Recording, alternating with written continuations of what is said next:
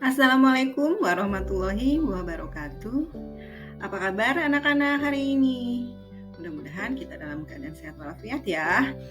Nah, hari ini Ibu akan mengajar materi perbandingan trigonometri. Sudah siap ya? Oke, mari kita mulai. Pengertian trigonometri. Trigonometri adalah studi pola bermakna mengenai hubungan antara sudut dan sisi segitiga. Trigonometri berasal dari kata Yunani, trigono yang artinya segitiga dan metri yang artinya pengukuran.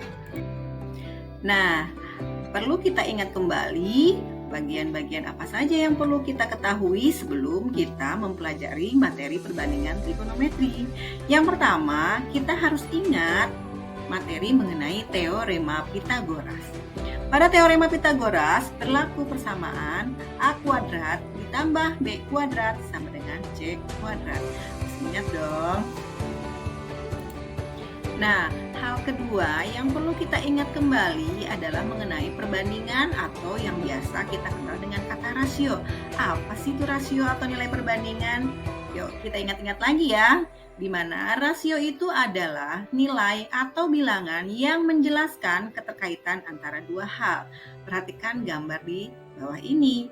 Misalnya, diketahui nilai perbandingan tinggi penggaris dengan pohon adalah 1:100. Jika tinggi penggaris 3 cm dan tinggi bayangan 6 cm, kita bisa mengambil kesimpulan bahwa tinggi pohon adalah 300 cm dan tinggi bayangan pohon adalah 600 cm.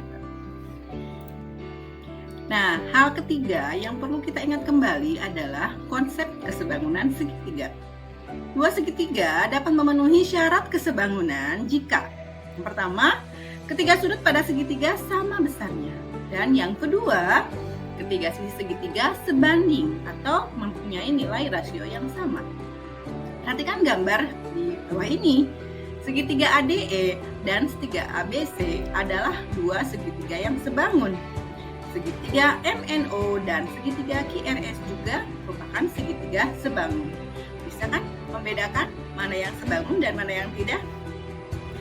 Setelah kita mengingat ketiga hal ya mengenai perbandingan trigonometri, tiba saatnya kita masuk ke materi perbandingan trigonometri. Yang pertama, penamaan sisi segitiga siku-siku. Di sini ada 3 nama untuk setiap sisi segitiga. Yang pertama adalah sisi depan, di mana sisi depan itu adalah sisi yang berada tepat di seberang sudut theta. Yang kedua, sisi samping, di mana sisi samping adalah sisi yang berada di samping sudut theta. Yang ketiga, sisi miring atau biasa kita kenal dengan hipotenusa, yaitu sisi yang berada di seberang sudut siku-siku. Setelah kita mengetahui penamaan pada perbandingan trigonometri, kita akan masuk ke satu jenis perbandingan trigonometri yaitu tangen theta. Tangen theta, suatu sudut dapat ditentukan dengan membagi panjang sisi depan dan sisi samping segitiga. Perhatikan gambar berikut. Tangen theta sama dengan sisi depan dibagi dengan sisi samping. Atau yang mudah kita ingat adalah tandesa. Apa itu tandesa? Tangen depan samping. Maka itu adalah rumus pertama pada perbandingan trigonometri.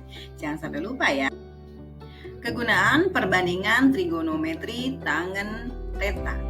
Dengan mengetahui perbandingan tinggi anak kecil dan bayangannya, ya, kalian dapat mencari panjang bayangan anak remaja dan tinggi orang dewasa yang sebenarnya. Perhatikan gambar berikut. Setelah memperhatikan ketiga gambar di tayangan sebelumnya, kita perhatikan bahwa ketika gambar tersebut adalah segitiga sebangun, maka dapat kita tuliskan dengan perbandingan tinggi anak kecil berbanding dengan panjang bayangan anak kecil sama dengan tinggi anak remaja berbanding dengan panjang bayangan remaja sama dengan tinggi orang dewasa berbanding dengan panjang bayangan orang dewasa. Jadi, untuk mencari panjang bayangan remaja, kita bisa menggunakan dua cara. Cara pertama, menggunakan perbandingan segitiga sebangun. Maka kita bandingkan tinggi anak kecil berbanding dengan panjang bayangan anak kecil sama dengan tinggi anak remaja berbanding dengan panjang bayangan anak remaja. Kita ketahui tinggi anak kecil adalah 114 berbanding dengan panjang bayangan anak kecil sama dengan 200, sama dengan tinggi anak remaja 148 berbanding dengan panjang bayangan anak remaja yang kita cari. Maka panjang bayangan anak remaja kita simbolkan dengan variabel X cm. Maka X cm sama dengan 148 dikali 200 cm dibagi dengan 114. Masih ingat dong bagaimana caranya perkalian silang. Maka X cm sama dengan 29.600 cm dibagi 114 cm. Maka X cm sama dengan 259,65 cm. Mudah bukan? Cara yang kedua, kita bisa memanfaatkan perbandingan trigonometri. Diketahui bahwa tangan 30 derajat itu sama dengan 0,57.